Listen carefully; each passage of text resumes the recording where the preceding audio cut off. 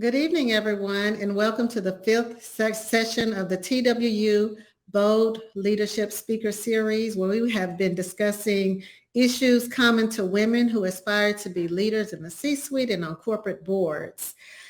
Welcome to TWU College of Business, which is one of the sponsors of this event tonight, and also the Jane Nelson Institute for Women's Leadership. Both of these organizations within TWU have a mission to advance women in leadership, and also the TWU College of Business has a particular focus on healthcare administrations in its undergraduate and graduate programs.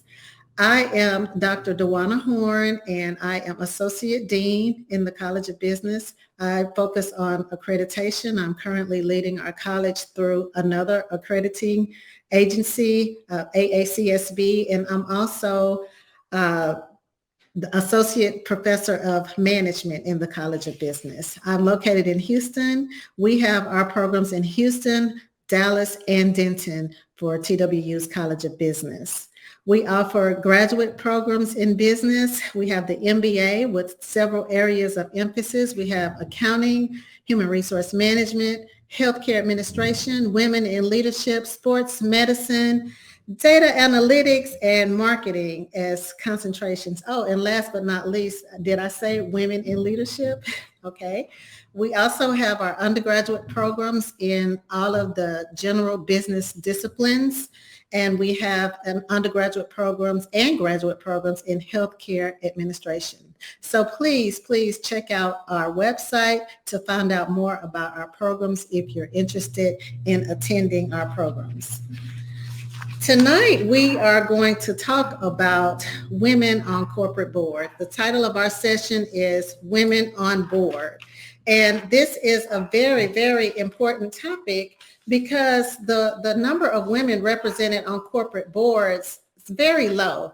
At this point in our society and in the workforce, women outnumber males in the workforce, and also women are getting educated with college degrees, graduate and undergraduate, at a rate that's more than males. Yet, only 8.2 of our Fortune 500 companies have women on corporate boards. And then of that number, less than 1% of those women on corporate boards are minorities. So tonight we have a success story, and we have a person who was just recently appointed to a public corporate board of CenterPoint Energy, and her name is Raquel Lewis.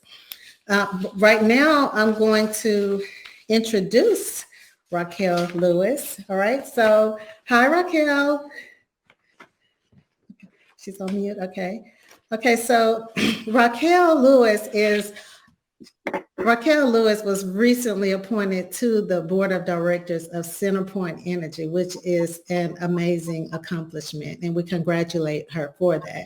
But leading up to that point, Raquel has been a very strategic and effective communications professional, especially in the transportation industry, where she's made her mark there.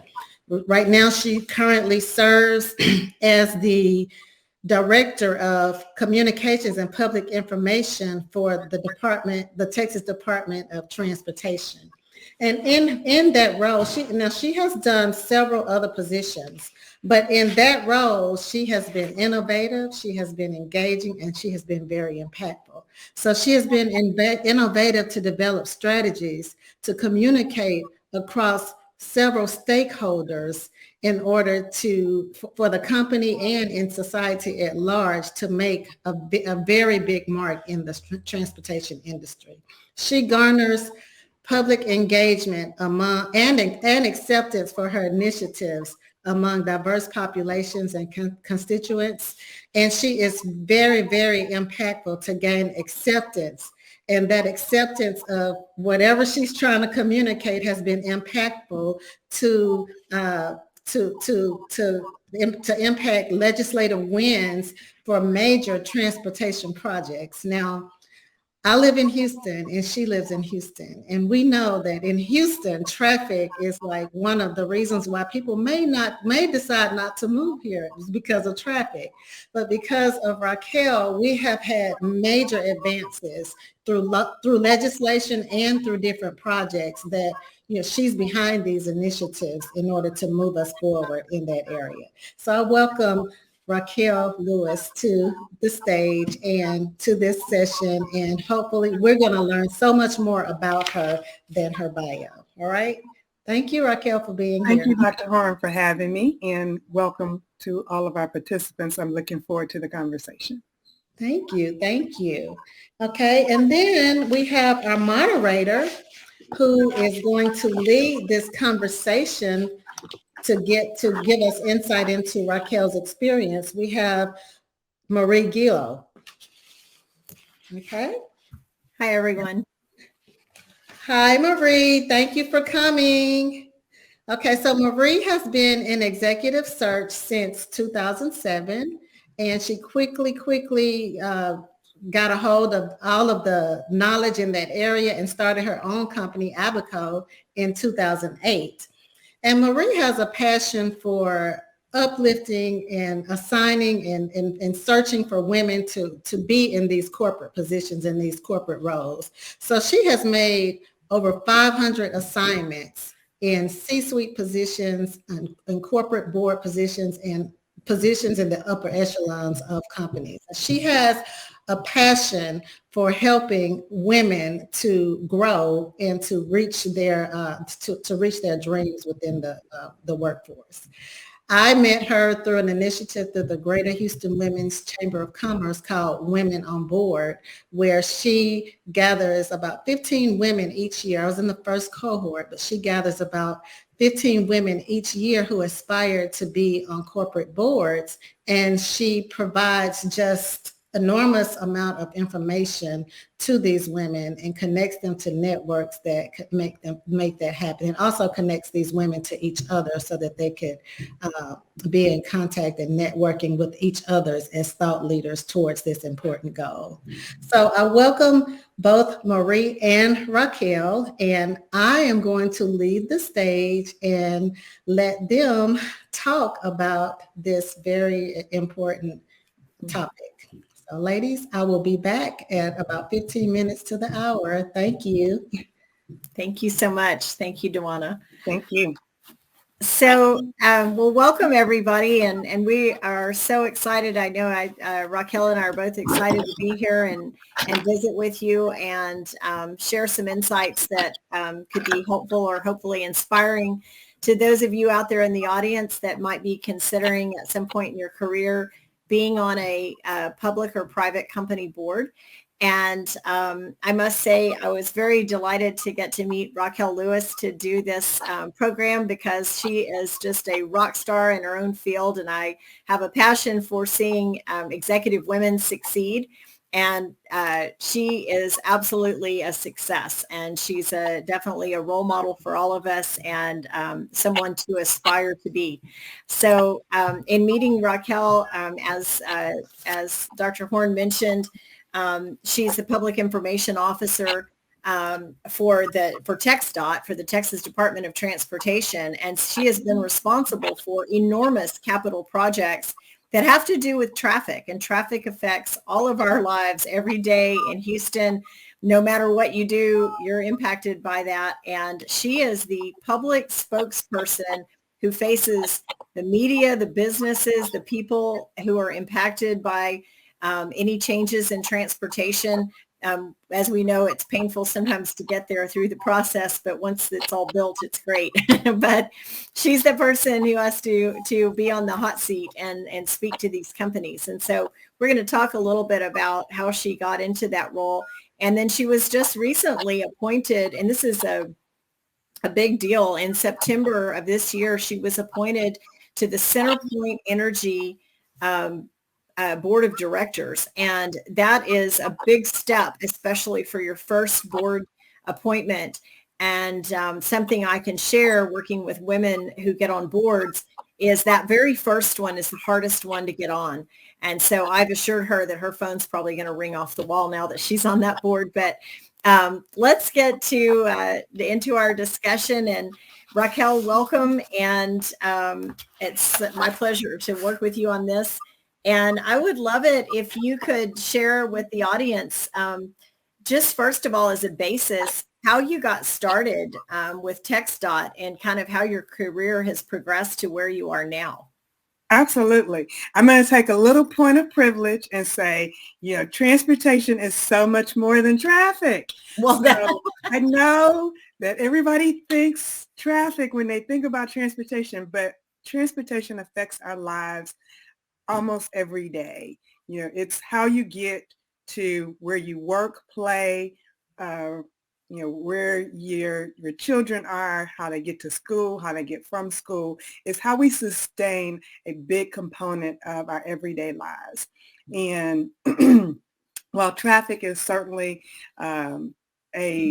certainly in Houston, an inherent part of what we deal with, it's important that people recognize that it is an essential stable element of how our economy survives, the ability for us to stay vital, quality of life contributing. And so you only have traffic where you have thriving areas, that there's something in the places where people want to be and you've got a congregation. So traffic is actually a healthy indicator of our success in the Houston area. But it is, there's no doubt that there's pain involved, but we encourage people to do planning, and we encourage people to make good decisions so that they don't always have to be in the depths of the traffic that we have. But it's a lot of people here, and there are more coming. So we've got to make wise decisions on how we move forward with the transportation solutions. So I just took that as a quick little point of privilege and help people to kind of reframe their thoughts about transportation, because it is really important and vital to our sustainability. I have been in the transportation industry for more than 25 years now. Shortly after I graduated from UT, I started working at Texas Southern University. And my first job out of college at Texas Southern was actually cancer prevention. I did cancer education and went out in the community. That's kind of where I started getting my feel and growing my my oats, if you will, in grassroots and community engagement and community involvement, and the importance of having liaisons for at-risk populations. And I segued from there to working in the Center for Transportation at Texas Southern University.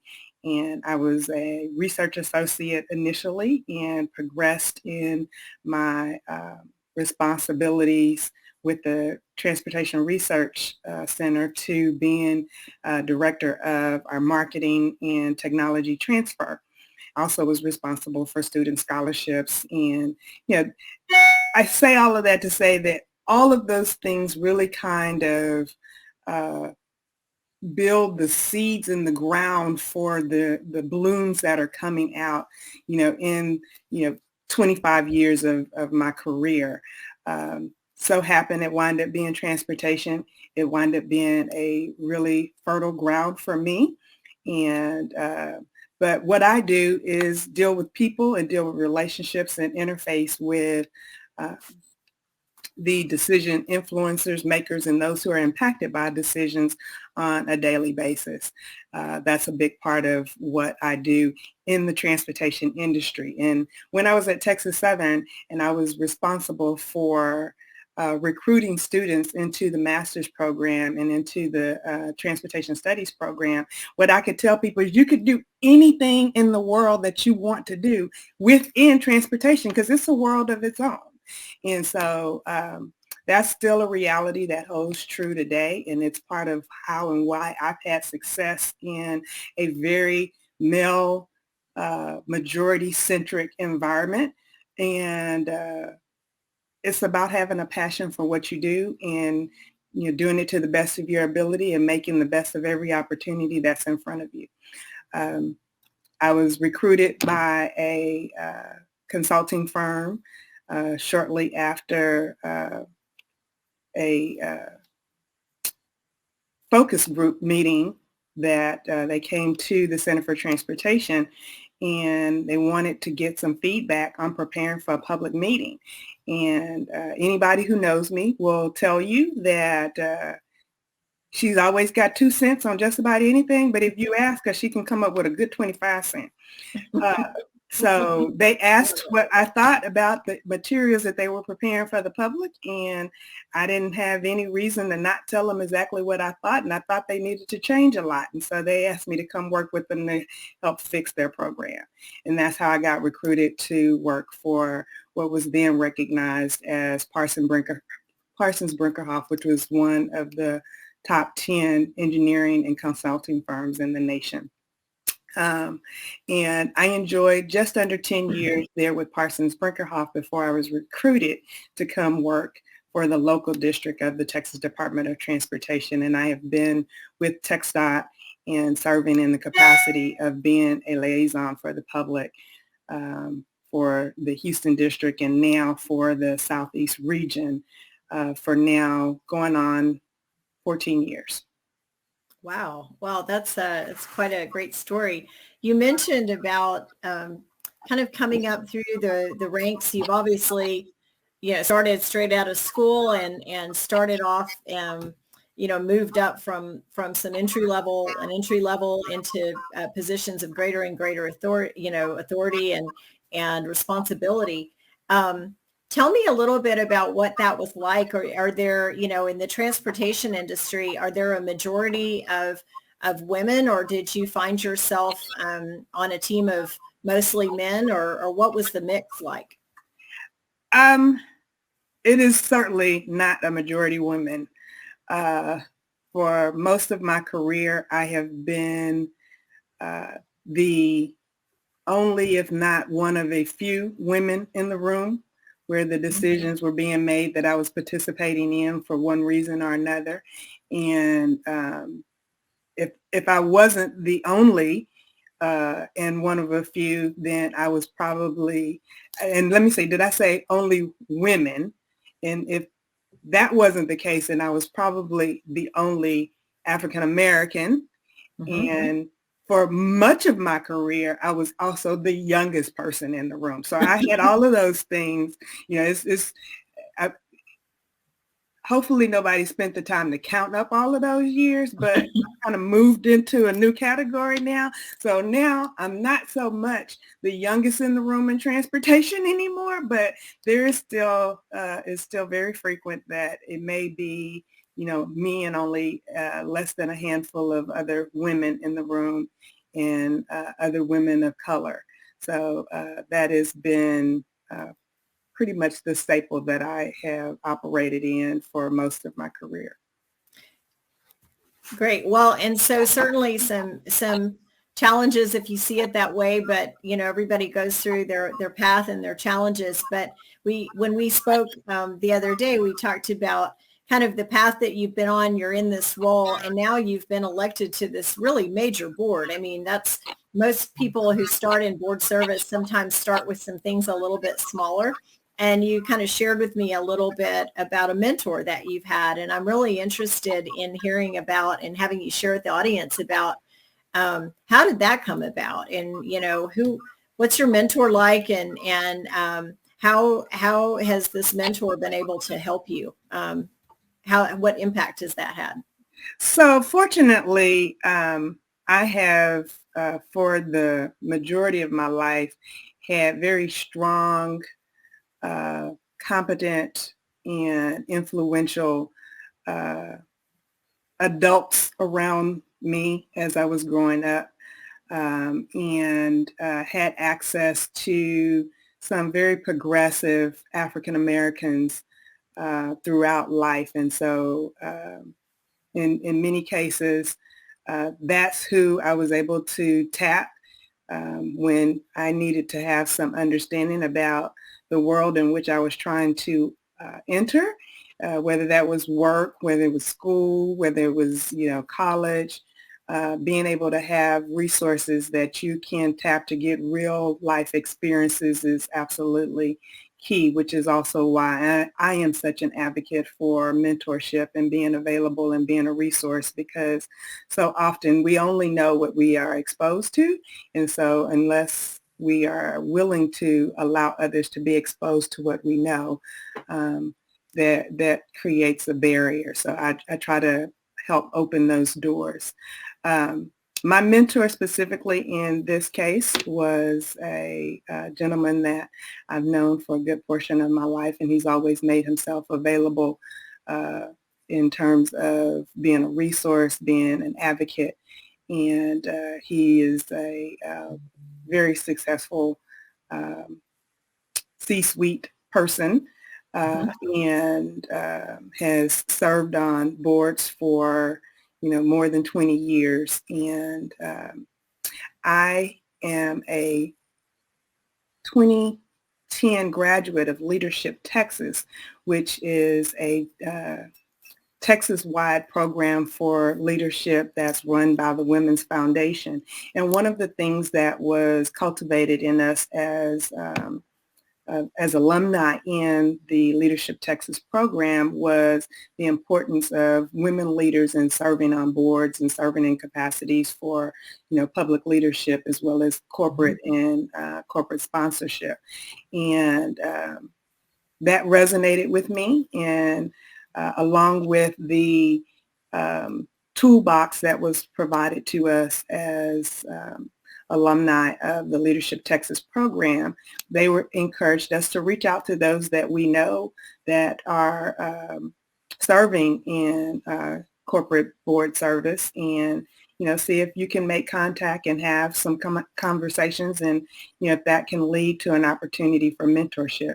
And in this case, it did. And what we will talk absolutely is that there is no prescription, there's no recipe for how to get on a board, but it is something that you likely will have to have some interest and passion for and understand what it is you would bring to the benefit of board service. You got to know what impact you can offer in order to be attractive for board members to be interested in nominating you to participate. And so understanding that was important, and that there is a preparation, a game plan that you ought to have if this is something that you're interested in doing, and making and building the relationships that can afford you an opportunity. It's preparation meeting opportunity, and you don't really know when and how it's going to happen, but it is something that does require a plan and some preparation. Well, I thought what was intriguing in your story is, and you're right, there are many, many paths to getting on a board. And some of the program that I work with the Greater Houston Women's Chamber, the Women on Board Institute that Dr. Horn mentioned, everybody wants to know, well, how do I do it? Or how did they do it? And how do I go get on a board? And so everybody's got their own unique story. In your case, I thought it was interesting that given the position that you're in with TxDOT, and that you had attended some other leadership programs and some things that inspired you, got you interested in board service. But it doesn't just happen just because you thought about it at one point. You actually had to make some effort. And I thought it was really intriguing that with your path, talk a little bit about your mentor and the role that played in you having this opportunity with Centerpoint Energy, because like you said, it's not luck. It's planning and careful planning and some opportunity and some things like that. But talk a little bit about your mentor, how you found him, and how that kind of transpired into you having this opportunity on the Centerpoint board. So as I mentioned, he was someone that I've known most of my life. He's a family friend, and that doesn't necessarily mean that you have immediate access to people, but I was able to demonstrate that I had an interest, and I brought some skills to the table that I thought could be considered of value, and asked for some direction on how do I make an entree into corporate board service? And he counseled me on, um, you know, making sure that I understood and studied business acumen, making sure that, I paid attention to Wall Street Journal and understood corporate governance, and, encouraged me on, a number of resources that I needed to make sure that I was prepared for and able to have an intelligent conversation, to be able to be a contributor to the kinds of things that are going to be important when a board recruiter or a potential board member is inquiring about why I'm interested in being on a board and what I thought I had to offer. And so we spent, I would say, probably the greater portion of 5 years having those kinds of conversations, and him depositing with me the kinds of things that were going to be important for me to understand and know, in building relationships with people who are in a position to make a recommendation when a board vacancy comes available. And, Marie, you can speak to the importance of having board recruiters, and that being an option for how board seats are filled. But as often as corporate companies utilize recruiters, they also lean on the knowledge and referral of who they know. And when a board vacancy comes available, a lot of times a first option is to resource those who are on the board for who they might recommend for what the composition is, the composition of that board is presently lacking, or is looking for how they want to augment the culture of the board for the direction of the company. And I was very fortunate that the person that had been helping me to cultivate myself to be ready felt like I was an ideal candidate when he made some decisions to leave Centerpoint. So that's, a direct result of being in the right place at the right time and knowing the right people. But I will also tell you, as true as the adage is, it's not just what you know, it's who you know. But at the same time, you got to know what you need to know when it's time.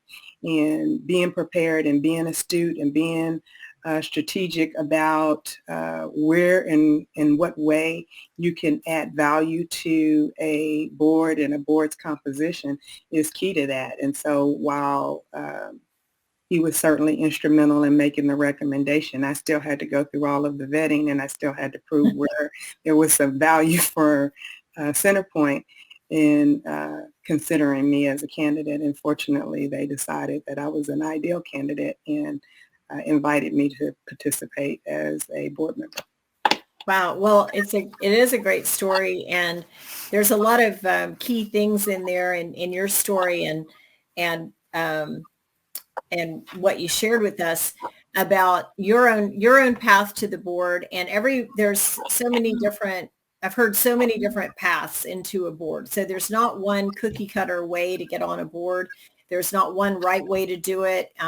Your exact steps may not work for somebody else, but in your case, you have a couple of things as we share with our women who aspire to be on boards about getting out of your circle, networking, getting to know people who serve on boards. That was one of the pieces of advice that your mentor gave to you. And so, when the thought occurred to you to possibly be on a board, it was years in the making of researching and planning and training and things like, taking additional business acumen courses or additional business courses, understanding financials, looking at of what you might offer on the board, preparing for that interview, all of the vetting that goes with being on a board. And there was opportunity because your mentor was on that board and rolled off and recommended you. But for our audience, as people may not realize, when there's not always a board vacancy. They don't rotate board members every year. So there's, especially with a big public company like CenterPoint. So if there's an opportunity on a board, they know when a vacancy is coming up. Typically, sometimes it's an age limit or a term limit, or maybe somebody is rolling off, but people don't just pop on and off of a board. So when there is a vacancy coming up, typically what happens is within the board, they ask the other board members if they have any recommendations for that position. And if you can consider that somebody serving on a board, it's a very serious matter, particularly with a public company. And so if somebody is going to make a recommendation, they're going to be very certain about who they are advocating for. And so for anybody aspiring to be on a board, somebody will have to advocate for you. In your case, it was somebody that was a mentor and a friend. But just because you have that relationship with somebody does not mean that because they think you're the coolest person on the planet, they're going to recommend you for the board. They have to make sure that you're qualified, you're going to do a good job, you're prepared for it and all of that, because their name and reputation is on the line. So finding someone to advocate for you, there are executive recruiters like myself, but typically when we're brought in to do a search, we're expected to find people who have already served on a board or already served on a particular committee chair and have a lot of experience. A lot of times our candidates are not people who've never served on a board. In that case, that first appointment, like I said, is so important and so key. After that, you probably will have recruiters call you, but when that first one, somebody's got to be your advocate. And that, in your case, this is just a great story. But also, another thing is getting yourself out there where people know who you are. If you just think it in your head, I want to serve on a board, and you tell like 3 people, chances are that's not going to be a big enough circle for somebody to think of you when they are going to advocate for somebody on a board. So some of what I was impressed with Raquel's background, a lot of times I encourage people to try to go speak at conferences or get themselves out there as a subject matter expert or get in articles or different things like that. But given her role as an outside public spokesperson for TxDOT, she's already very public figure and already very well known. But still, there's a lot of stars that have to align to get on a board. And yet, companies, we're happy that companies are looking more seriously at the makeup of their boards. They're trying to bring in more diverse thought, which is more diversity in backgrounds of people that they bring in, different areas of expertise, sometimes different industries, and plays into that. They're trying to bring more women in on board, so they're tracking that. But it's really about the diversity of what somebody has to bring and offer. So one of my questions for you that we had talked about a little bit was, so you've been in the transportation industry and you've gotten elected to a public company board in a public utilities company. So what were the transferable skills that make it, that made you an attractive candidate for them? Well, when we were having conversations about CenterPoint, and of course, as you would expect, when they were looking at me, they were looking at several other candidates and making a decision about who they wanted to bring forward with their nominating committee and recommending for selection. We discovered collectively that there is a natural synergy and a dovetail of the reality of transportation infrastructure and energy infrastructure. And, CenterPoint's business is the delivery of energy across the spectrum of the infrastructure that provides that energy. And at the core, what I do in terms of transportation and what CenterPoint does in terms of energy are fundamentally the same. We're getting to people what they need to support their daily lives, where they need to have it, and the importance of that, and the importance of that infrastructure, and the understanding of what it takes to have a critically sufficient an efficient way in which to deliver those services. So we were able to kind of identify that there was some natural synergy there in how the elements of what people depend on in terms of their daily life functionings are in both cases, very high in understanding that and understanding what impact that has on people's lives, their quality of life, their development, their community, the decisions that they make on a daily basis, and having the ability to appreciate that many of the same people that have responsibility for decision making and in the political and the community sphere have an interest in understanding and being able to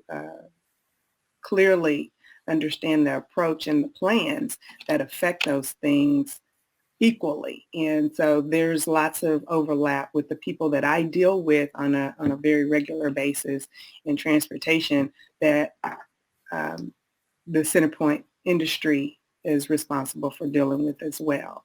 So we found a lot of natural synergy in what I do in transportation and what Centerpoint is responsible for in terms of energy transmission. Well, and that's a really interesting point because there's a lot of people I talk to think, well, I couldn't be on a board because I haven't been the CEO or the CFO, or I haven't been in charge of operations for a big public company or something like that. And those are things that, are some traditional reasons why people get on a board. Those are some traditional experience, but it's not always the case, and especially now. So a lot of times it's certain subject matter expertise, or they see something that's a transferable skill or something that applies to their industry.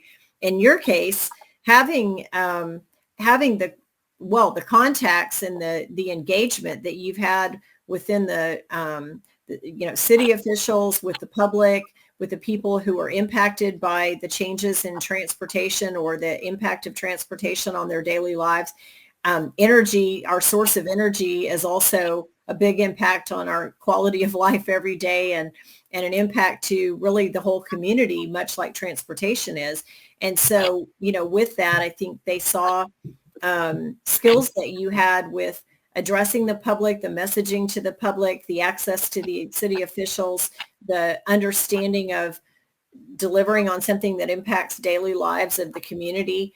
And that might not be what most people would have thought would have been the criteria to get on a board. So it's unique, but it's also what worked and what fit for them. And I know you went through a selection process and competed with other candidates for the role.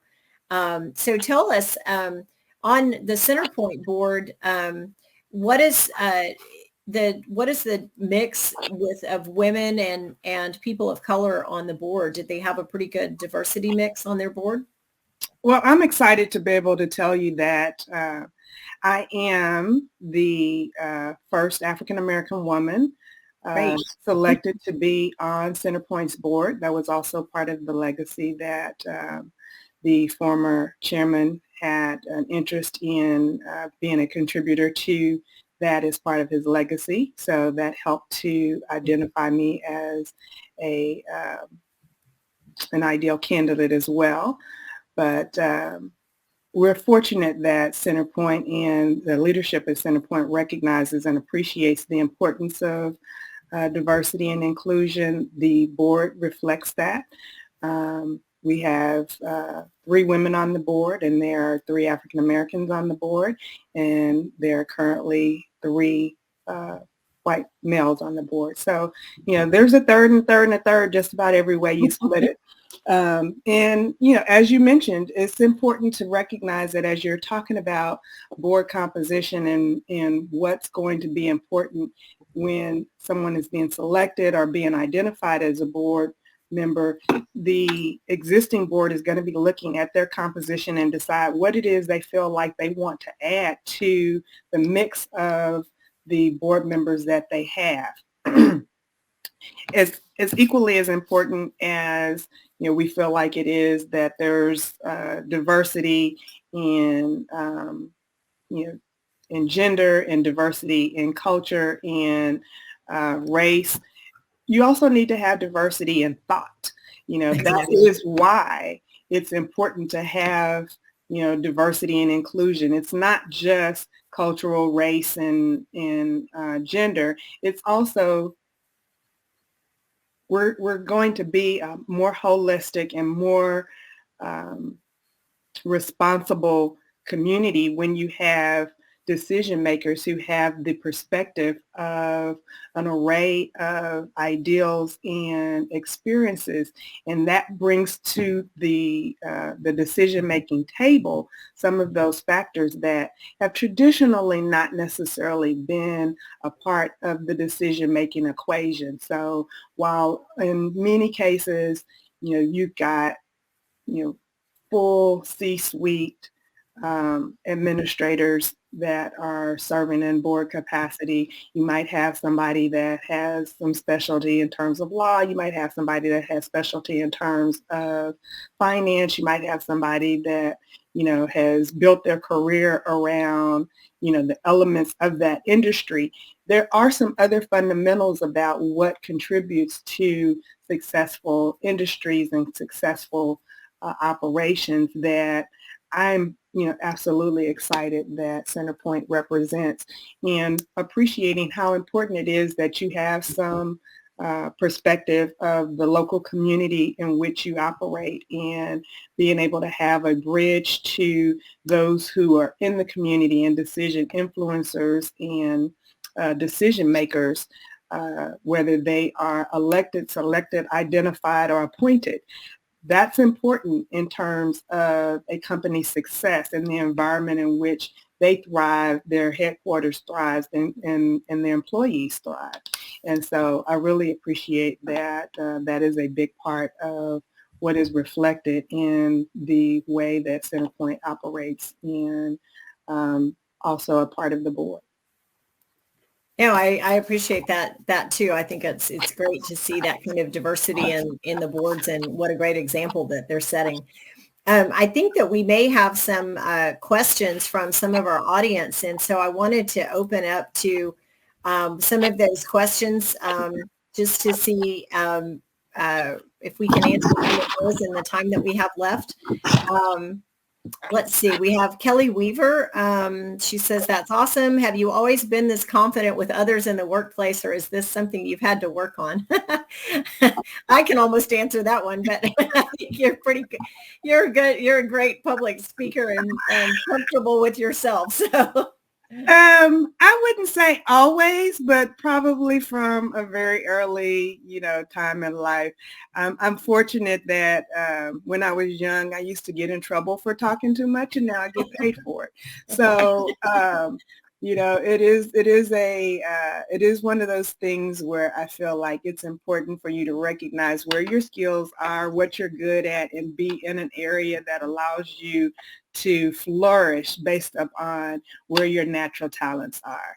And I've been very fortunate and blessed that among the things that I've been gifted with the ability to do, confidence has come with some of that. But it's not always, any performer will tell you they still get nervous. They still, they still have butterflies whenever it's time to go on stage. It's the same, whether you're going into the boardroom, whether you're going onto the stage, whether you're going into a meeting, whether you're, taking the stage to, give details about some very controversial, situation or project. There's still going to be that angst that happens. It's a natural part of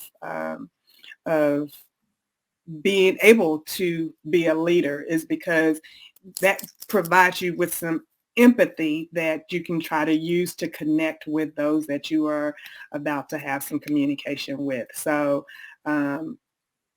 it's not a bad thing when you aren't necessarily absolutely sure, but it's just kind of one of those things like lights, camera, action. Once it's on, it's on. You got to do what you got to do.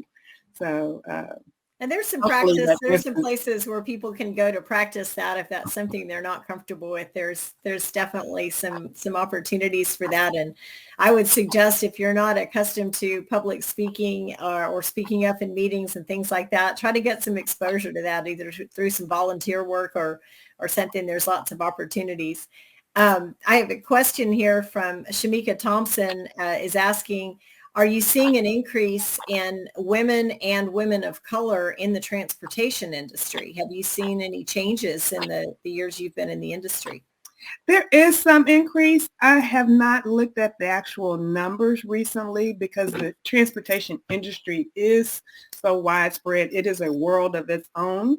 But what I can tell you is that it is still a very male-dominated environment. Mm-hmm.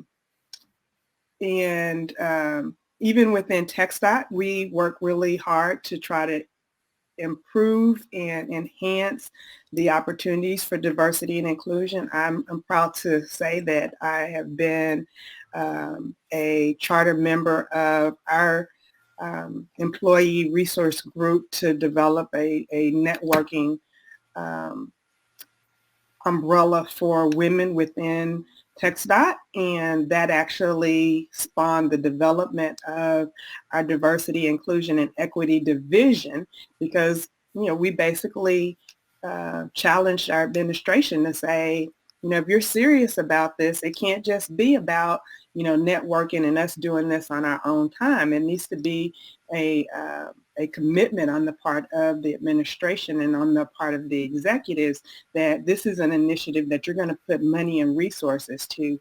And as a direct result of the work that we were doing for the development of our women's networking, that led to the creation of that organization under our human resources division. And we now have a director of diversity, inclusion, and equity that spawned from our, determination that, you absolutely must invest in this because not just because it's about being fair, but because it makes us better.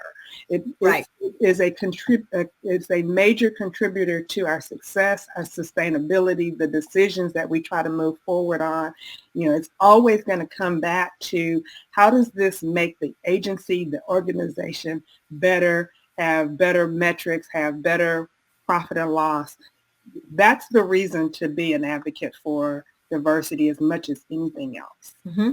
I agree. And it does take an effort. I can speak from the stance of executive search and, whether there's a requirement for diversity and inclusion or not, it really depends on the recruiter that you get and the effort that people are willing to put behind it. And like you're saying, there has to be a concentrated effort. It seems maybe odd, but when you go through the process, you don't always get a diverse slate of candidates. And it doesn't mean they're not out there, but it means sometimes you have to make an extra effort, just like I mentioned about, your networking, getting out of your circle. Sometimes people in their hiring process and other things don't get out of their circle. And I think that there's an effort to be part of, organizations or resources or universities or whatever it is, where you're finding those candidates and creating opportunities and bringing more diversity into the organization. And it's been proven over and over that it makes the company much, more profitable. It makes it for a better culture and everything to have that diversity. So I agree with you, and I really applaud TxDOT for doing that in any role you had in that. That's great. I see a question here, Marie, that I want to try to to address. It's from Zena Nazer, I believe. I think it's a interesting question. She asked, "How do you avoid tokenism on the board?" And so my effort to answer that question is going to be, it's not how you get somewhere. It's what you do when you get there. It's what you know and what you can bring to the table. And so whether it's the boardroom, whether it's a conference room, whether it is, on any other stage, I think it's important that you are equipped so that when you have an opportunity to represent and you represent the body of resources that are behind and within you that you're able to demonstrate that there's value there.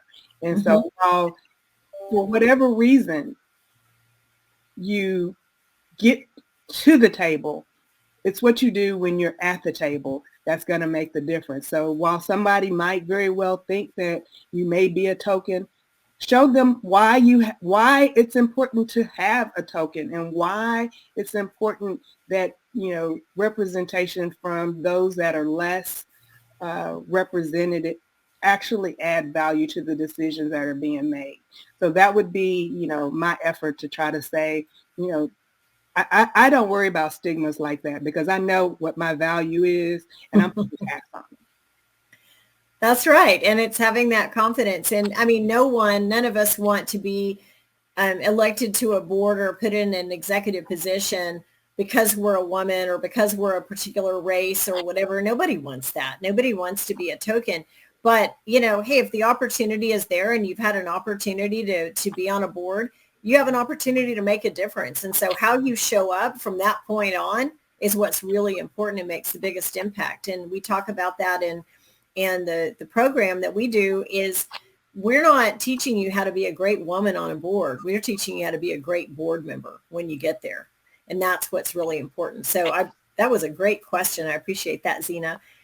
There was one other question in here I wanted to make sure we had a chance to address. Ashley Starr says, what has your experience been with board culture and cohesiveness? And I know this is your first board, so you may not have had a whole lot of chance to experience that yet, but any comments? I'm going to defer to you, Marie. You've got some experience that you can speak to that question and, go ahead and give them some of what you got.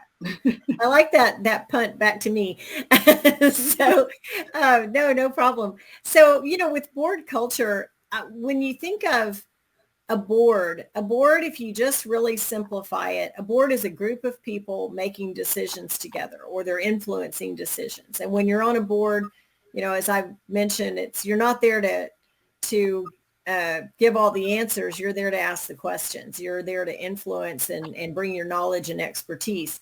But with that said, a board is like any other group. A leadership team is a group. A management team 4 levels down is a group. If you're on a volunteer organization, that's a group. And so anytime that there's a group, there are group dynamics and a culture gets formed. And a lot of times culture gets formed because of shared values and shared common ideas. What can happen, and the reason that diversity and inclusion is so important, is you need that diversity of thought. You need diversity of experiences to come to the table, because if you get a group, and I get this all the time about, so, well, what really is diversity? And speaking as a woman, I can address that. If you had 12 women on a board, I can assure you we would not all think the same way. We would not all agree. We wouldn't think the same way. And we wouldn't all show up with the same perspective. There's no such thing as a woman's perspective.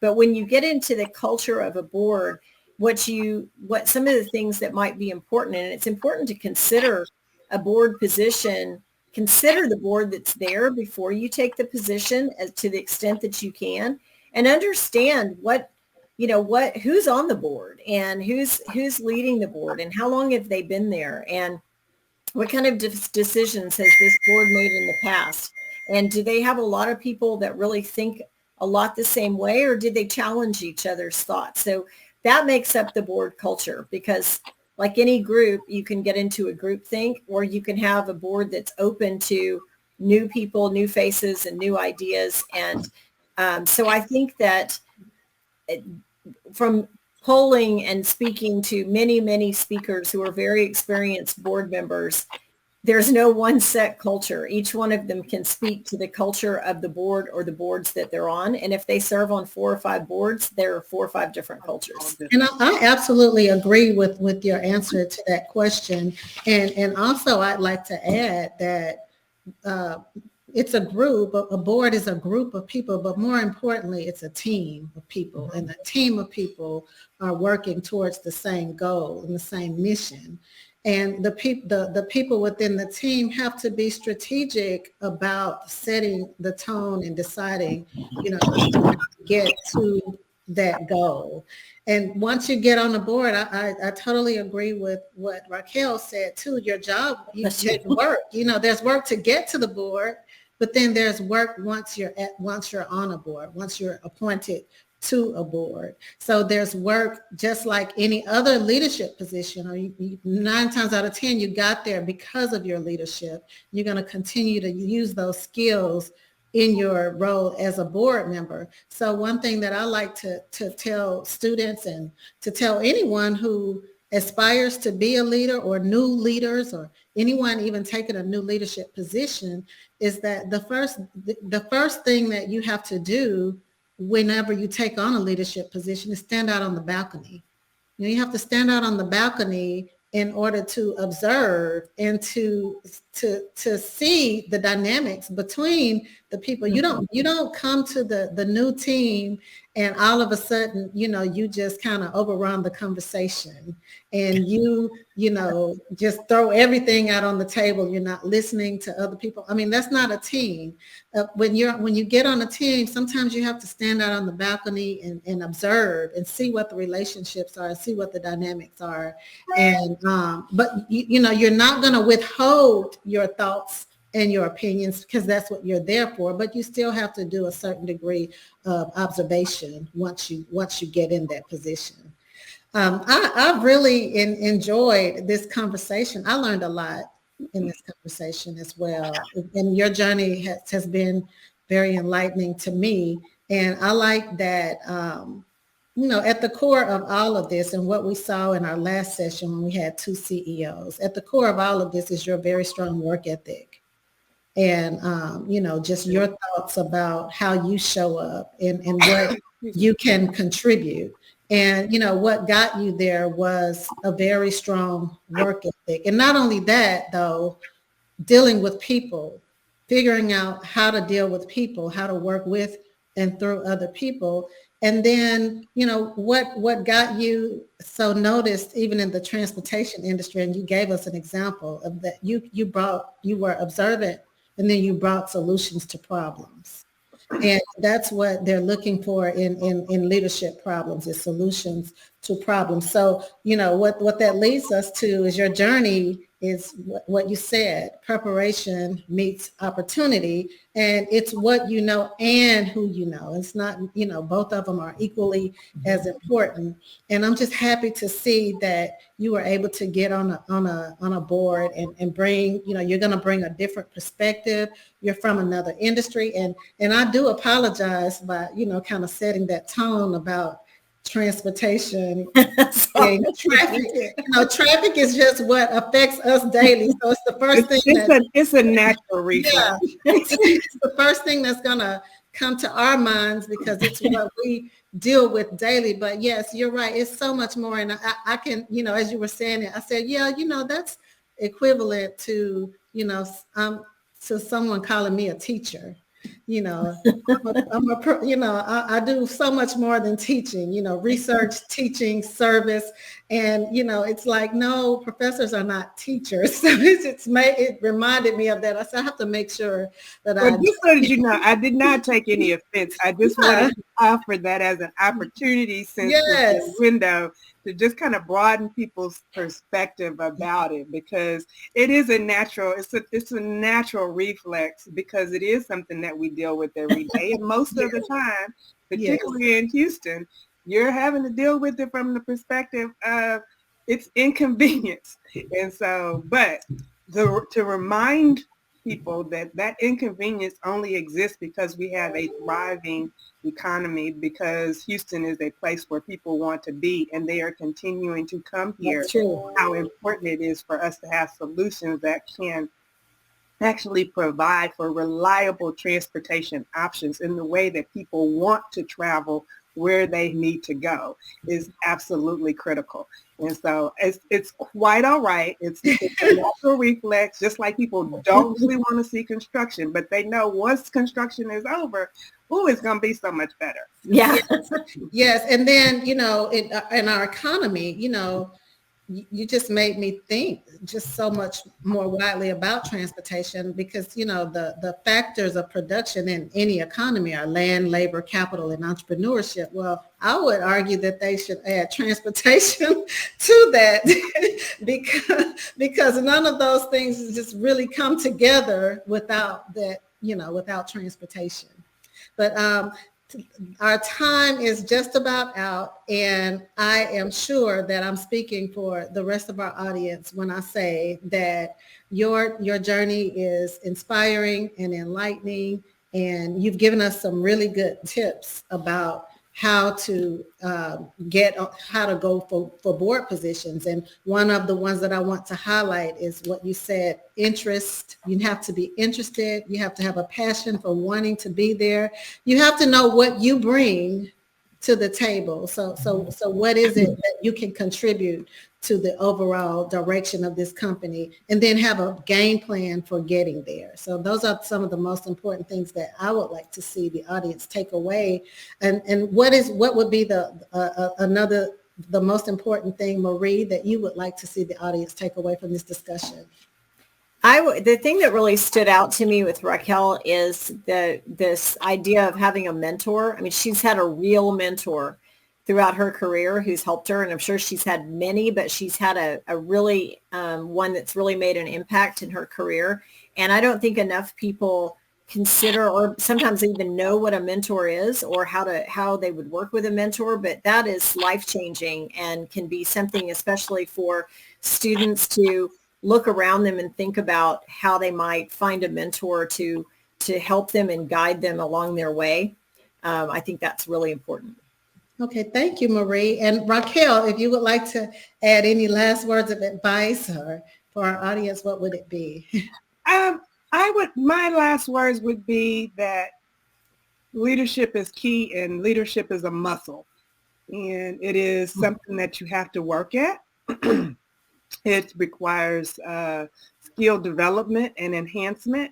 And while there are some aspects that may be naturally contributive, if that's, you know, your natural skill set, but it is certainly a muscle that can be exercised, that you can get better at, and that we all can always have room for improvement in finding ways in which to hone those skills and be better. And the intangible skills are those that will also be very much the differentiator when it comes down to all things being the same.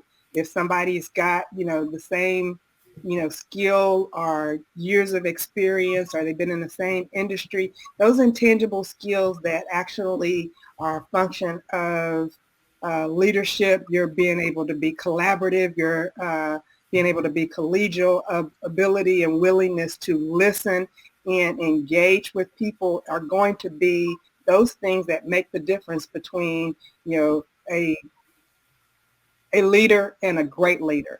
Is, you know, when you can bring people together to find solutions and work together to deliver on them. And so that would be what I would offer. Okay. Well, thank you so much. We are out of time. The time flew by. I did. So we're going in the, you know, for the sake of people, the people who showed up, their time. Thank you all for coming and listening. And with that being said, I'd like to say good night to you all. Good night. Good night. Thank you so much. Thanks for having us.